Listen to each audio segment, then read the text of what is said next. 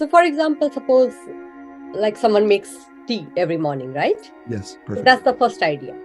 So if Or they are while the tea is steeping, the tea is only going to steep for 3 or 4 minutes, depending on how bitter you like your tea, right? yeah, Okay. And then just think of what's a problem I'm trying to solve right now. Mhm. So for you, what's a problem you're trying to solve right now in your life? For me, Yeah. look, for me, the problem I'm trying to solve in my life is generating enough cash flow for my startup. Okay.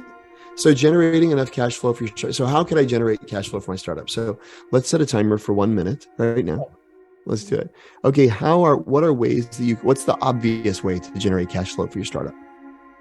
To get investor funding, Okay. Get investor funding. What's the most opposite way of that?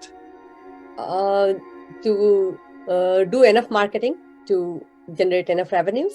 Okay. So marketing, what would Oprah do?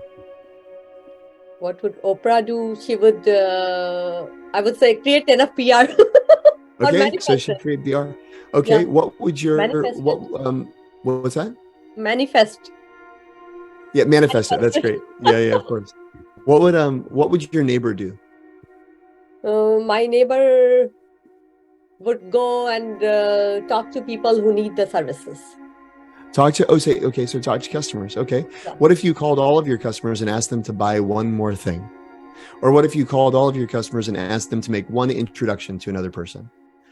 Or what if you talked to your office mates about how to make your company bigger?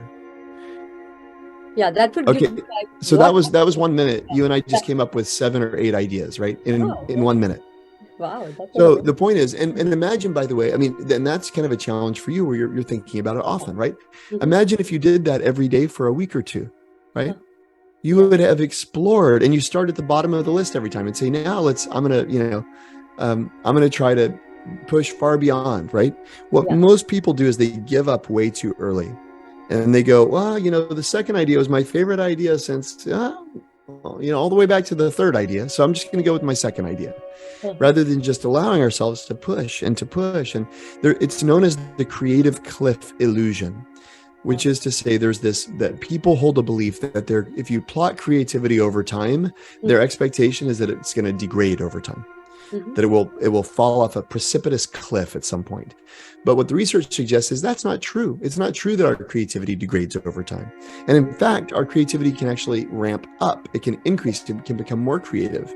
And do you know the biggest indicator of whether our creativity increases or decreases?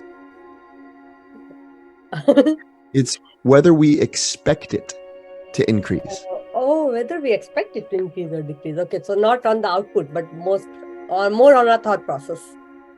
When do you expect good ideas to come? If you expect them to come early, you have worse ideas altogether.